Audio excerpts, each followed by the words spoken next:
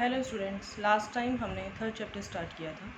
तो वहाँ पर हम देख रहे थे कि जो डिफरेंट प्रॉपर्टीज़ हैं वो किस टाइप से पीरियोडिसिटी शो करती हैं, वो किस टाइप से जो पीरियोडिक टेबल हैं उसमें अपने रेगुलर रेपिटेशन शो करती है। सो हम उसमें कुछ फिज़िकल प्रॉपर्टीज़ में जो पीरियोडिसिटी है उसको डिस्कस कर रहे थे। तो आज हम डिस्कस करेंगे atomic radius. In an atom, electron spreaded out limits the size of it. In homoatomic molecule, like H is bonded to H, the half of the distance between the two nuclei is known as atomic radius.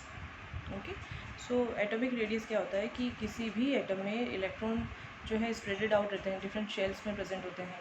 तो outermost shell में जो electron present होता है वो उस atom की size को determine करता है।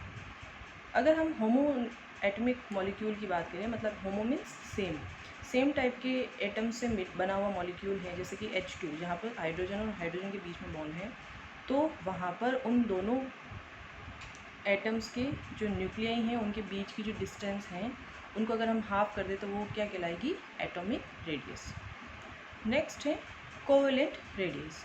इन non metallic element when they are bound together by a single bond in a covalent molecule gives the value of covalent radius, that is distance between the nuclei। यहाँ पर क्या होगा कि जो भी कोवेलेंट रेडियस अगर हमें डिटरमाइन करनी है तो जो नॉन मेटेलिक एलिमेंट्स हैं उनके जब वो आपस में एक दूसरे के साथ सिंगल बॉन्ड बनाते हैं तो सिंगल बॉन्ड जो है वो क्या बताता है? सिंगल बॉन्ड देगा उन दोनों के न्यूक्लियाई के बीच की डिस्टेंस, मतलब वही क्या कहलाएगी? Covalent radius. अगर कोवेलेंट बॉन्ड है तो वो रेडियस कहलाएगी कोवेलेंट रेडियस, दोनों न्यूक्लियो के बीच की डिस्टेंस। ठीक है। और अगर होमो एटमिक मॉलिक्यूल है तो वहाँ पर वो क्या कहलाएगी? Atomic radius. बस नाम चेंज हो गया है, बाकी वही है दो न्यूक्लियाई के बीच की डिस्टेंस। अब यहाँ पर क्या है कि जब कभी भी कोवेलेंट रेडियस को फाइंड आउट करना होता है तो हम सिर्फ सिंगल बॉन्ड को कंसिडर करेंगे, डबल और ट्रिपल बॉन्ड को नहीं। नेक्स्ट है metallic radius. Half of intermolecular distance separating the metal core in the metallic crystal. यहाँ पर मेटेलिक रेडियस अगेन वही हो जाएगा कि जो मेटल्स हैं उनके जो इंटरमोलिकुलर डिस्टेंस को अगर हम हाफ कर दें तो उसे हम क्या बोलेंगे? Metallic radius. Atomic radii can be measured by x ray और अनदर स्पेक्ट्रोस्कोपिक मेथड। नेक्स्ट है factors affecting atomic radius. First factor is effective nuclear charge, second हो जाएगा distance of outermost electron from nucleus, और third हो जाएगा effective forces working on outermost electron.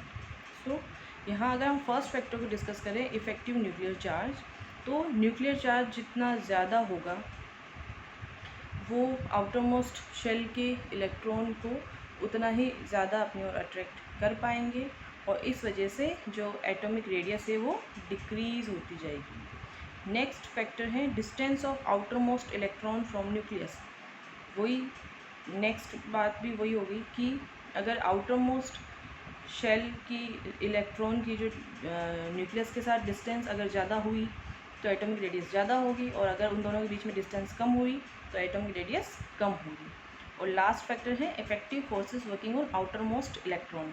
अगर outer most electron पर जो nuclear attractive force है वो ज़्यादा हुआ तो न्यूक्लियस अपनी ओर ज़्यादा अच्छे से उसे अट्रैक्ट कर पाएगा, तो इस वजह से इलेक्ट्रॉन और न्यूक्लियस के बीच में डिस्टेंस थोड़ी कम हो जाएगी, तो एटॉमिक रेडियस जो है वो डिक्रीज़ हो जाएगी।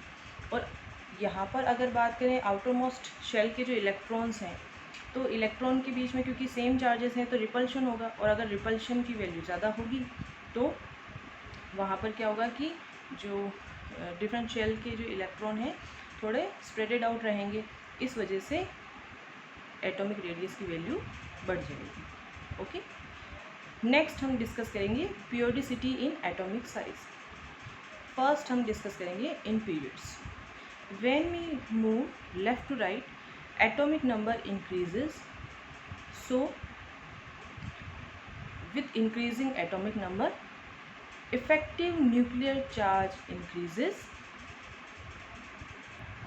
Electrons are more attracted by nucleus, hence atomic radius decreases. किसी भी पीरियड में अगर हम लेफ़्ट टू राइट मूव करेंगे तो क्या होगा कि जैसे जैसे एटॉमिक नंबर इंक्रीज़ होता जाएगा वैसे वैसे इफ़ेक्टिव न्यूक्लियर चार्ज इंक्रीज़ होता जाएगा, क्योंकि एटॉमिक नंबर इंक्रीज़ हो रहा है तो जब हम लेफ़्ट टू राइट मूव कर रहे हैं तो शेल तो सेम ही प्रेजेंट है, तो क्या होगा कि सेम शेल में इलेक्ट्रॉन्स की नंबर बढ़ रही है और जैसे जैसे इलेक्ट्रॉन की नंबर इंक्रीज़ हो रही है वैसे वैसे प्रोटॉन की नंबर भी इंक्रीज़ होती जाएगी, क्योंकि जो एटम है वो जनरली क्या होता है न्यूट्रल, क्योंकि पॉजिटिव और नेगेटिव चार्ज वहाँ इक्वल होते हैं।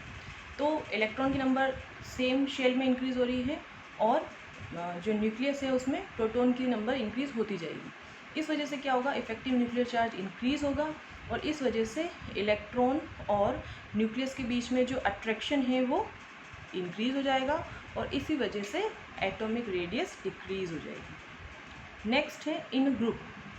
when we move down in a group, number of shell increases, that is electron enters in new shell, so outermost shell के इलेक्ट्रॉन की न्यूक्लियस से जो डिस्टेंस है वो इंक्रीज़ होती जाएगी और इस वजह से जो एटॉमिक रेडियस है वो इंक्रीज़ होगी। Okay, so when we go down in a group, जैसे हम बात करें फर्स्ट ग्रुप की जहाँ पर है हाइड्रोजन और उसके बाद है लिथियम। हाइड्रोजन का जो इलेक्ट्रॉनिक कॉन्फ़िगरेशन है वो है 1s1 और जो लिथियम है उसका है 1s1, 1s2, 2s1। ओके, तो यहाँ पर आउटर मोस्ट शेल वहाँ फर्स्ट मेंबर की थी 1s1, सेकेंड का हो जाएगा 2s1, तो शेल की नंबर इंक्रीज़ हो रही है, मतलब इलेक्ट्रॉन हर वक्त न्यू शेल में एंटर करता जाएगा। न्यू शेल जो है उसमें एंटर करने की वजह से आउटर मोस्ट शेल के इलेक्ट्रॉन की न्यूक्लियस से डिस्टेंस बढ़ेगी और इसी वजह से एटॉमिक रेडियस भी इंक्रीज़ होगी। Atomic radii of noble gases are not considered being monoatomic, their non bonded radii are values very large. यहाँ पर जो नोबल गैसेस हैं, जो 18 ग्रुप के जो मेंबर हैं, हीलियम, नियोन, आर्गन, ये सब क्या होते हैं नोबल गैसेस या इनर्ट ग्रुप। तो वहाँ पर क्या है कि वो मोनोएटमिक होते हैं, वो काफ़ी रेयर केस में ही बॉन्ड फॉर्मेशन करते हैं और उनकी जो रेडियस की जो वैल्यू है वो काफ़ी हाई होती है। नेक्स्ट है आयनिक रेडियस। जब कभी भी कोई एटम इलेक्ट्रॉन रिलीज़ करता है, एटम माइनस इलेक्ट्रॉन मतलब एटम में से इलेक्ट्रॉन रिमूव होगा तो केटायन का फॉर्मेशन होगा। केटायन मतलब जो फॉर्म्ड आयन है उस पर पॉजिटिव चार्ज होगा, क्योंकि इलेक्ट्रॉन रिमूव हो गए, इलेक्ट्रॉन रिमूव हुआ मतलब नेगेटिव चार्ज रिमूव हो गया, तो यहाँ पर जो रिमेनिंग आयन होगा उसमें कौन सा चार्ज ज़्यादा होगा, पॉजिटिव, इस वजह से केटायन का फॉर्मेशन होगा। नेक्स्ट मैंने लिखा है atom plus electron gives an ion, मतलब जब कभी भी किसी एटम में इलेक्ट्रॉन को ऐड किया जाएगा तो एनायन का फॉर्मेशन होगा और एनायन पर नेगेटिव चार्ज होगा। Ionic radii is measured by distance between cation and anionic ionic crystals. Ionic radii मतलब कि आयन्स की जो रेडियस होती है उसे बोलेंगे आयनिक रेडियाई। यहाँ पर जो आयन्स का फॉर्मेशन होता है, जो आयनिक कंपाउंड का फॉर्मेशन होता है, आयनिक कंपाउंड मतलब जहाँ पर केटायन और एनायन के बीच में बॉन्ड फॉर्मेशन हो रहा है, तो बॉन्ड कौन सा होगा, आयनिक बॉन्ड, तो रेडियस कौन सी होगी, आयनिक रेडियस। सो केटायन और एनायन के बीच की जो डिस्टेंस है वो क्या कहलाती है, ionic radius. Cation is smaller in size than parent atom because it has fewer electron but its nuclear charge remains the same, that is electron more attracted towards nucleus। Cation जो है, cation का formation कब होता है, जब atom एक या एक से ज़्यादा इलेक्ट्रॉन रिलीज़ करता है, जब वो इलेक्ट्रॉन रिलीज़ करेगा तो क्या होगा कि उस पर नेगेटिव चार्ज तो कम हो गया, लेकिन जो उसमें प्रोटॉन की नंबर्स है वो एज़ कम्पेयर टू इलेक्ट्रॉन ज़्यादा होगी। इस वजह से उसमें इफ़ेक्टिव न्यूक्लियर चार्ज की वैल्यू ज़्यादा होगी। सो आउटर मोस्ट इलेक्ट्रॉन जो है वो न्यूक्लियस की ओर ज़्यादा अट्रैक्टेड होगा। इस वजह से उसकी साइज़ पेरेंट एटम के कंपैरिजन में थोड़ी सी डिक्रीज़ हो जाएगी। Okay, so cation is smaller in size than parent atom. In case of anion, they are larger in size because it has addition of electron which results in increased repulsion among electron and decrease in effective nuclear charge.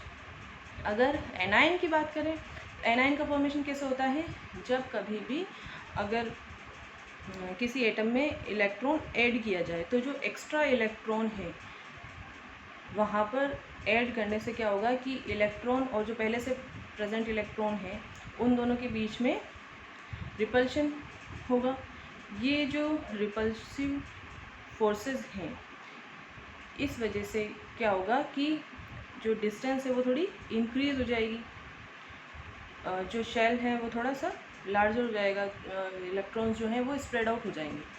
साथ ही वहाँ पर electron extra है, मतलब negative charge extra है और positive charge यानी effective nuclear charge तो as it is जो पहले था वही है, जो पेरेंट एटम में था वही है।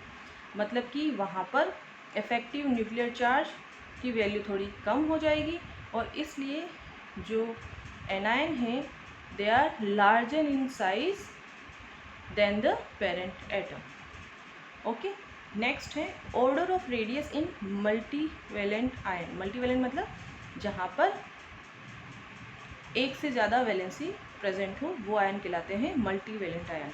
अब यहाँ पर आपको दो सीरीज़ दिख रही है। फर्स्ट है M+ जो केटायन की सीरीज़ है और सेकंड जो है वो आपको गिवन है एनायन की सीरीज़।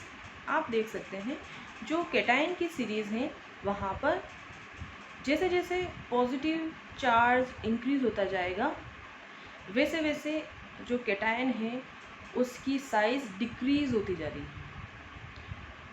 ओके, बिकॉज वहाँ पर इफेक्टिव न्यूक्लियर चार्ज इंक्रीज़ होता जाएगा, आउटर मोस्ट शेल के इलेक्ट्रॉन और न्यूक्लियस के बीच में जो न्यूक्लियर अट्रैक्टिव फोर्सेस है वो इंक्रीज़ होंगे, इसलिए साइज़ डिक्रीज़ होती जाएगी। पॉजिटिव चार्ज जितना ज़्यादा साइज़ उतनी कम। नेक्स्ट है एनायन की बात करें तो एनायन में नेगेटिव चार्ज जितना ज़्यादा होगा उसकी जो साइज़ है वो उतनी ही ज़्यादा होगी। साइज़ ज़्यादा मतलब रेडियस ज़्यादा। ओके, नेक्स्ट है isoelectronic species. Atoms and ions which contain same number of electrons are known as isoelectronic species. Atoms and ion जिनमें same number of electron present हो वो क्या कहलाते हैं, isoelectronic species. Iso means same, electronic मतलब electrons, यानी कि जहाँ पर इलेक्ट्रॉन्स की नंबर सेम हो। यहाँ पर एक एग्जांपल मैंने दिया है जहाँ पर क्या हो जाएगा O2- F- Na+ Mg2+। ये चार आयन्स अगर आप देखें तो इन चारों में ही नंबर ऑफ़ इलेक्ट्रॉन्स हैं 10। कैसे, अगर आप ऑक्सीजन में देखें टोटल होते हैं उसमें 8 इलेक्ट्रॉन, 2- चार्ज है मतलब इसमें 2 इलेक्ट्रॉन ऐड हुए हैं तो 8 + 2 10 हो जाएगा। क्लोरीन जो है वहाँ पर टोटल इलेक्ट्रॉन होते हैं 9, अगर वहाँ पर आपने एक इलेक्ट्रॉन ऐड कर दिया -1 चार्ज है इस पर तो हो जाएगा 10। सोडियम 11 होते हैं इलेक्ट्रॉन्स, +1 चार्ज है मतलब एक इलेक्ट्रॉन रिमूव होगा तो अगेन 10। एंड मैग्नीशियम में 12 होते हैं, 2+ चार्ज मतलब 2 इलेक्ट्रॉन रिमूव हो जाएंगे तो यहाँ पर हो जाएगा again total number of electron कितने हो जाएंगे 10। सो ये एक सीरीज़ जो है वो क्या कहलाएगी, isoelectronic species. Their radii would be different because of their different nuclear charges. इनके जो इलेक्ट्रॉन्स की नंबर तो सेम है लेकिन इनमें न्यूक्लियर चार्ज डिफरेंट होने की वजह से इनकी रेडियस अलग अलग होगी। Cation with greater positive charge is smaller in size, anion with greater negative charge is larger in size. यहाँ पर भी सेम वही चीज़ होगी, केटायन जिस पर पॉजिटिव चार्ज जितना ज़्यादा होगा उसकी साइज़ उतनी छोटी होगी और एनायन जिस पर नेगेटिव चार्ज जितना ज़्यादा होगा उसकी साइज़ उतनी ही ज़्यादा होगी। सो यहाँ पर आप देख सकते हैं Mg2+ पॉजिटिव चार्ज सबसे ज़्यादा जिसके पास है उसकी साइज़ सबसे कम है इन आइसो इलेक्ट्रॉनिक स्पीशीज़, और नेगेटिव चार्ज जिस पर सबसे ज़्यादा है उसकी साइज़ सबसे ज़्यादा होगी।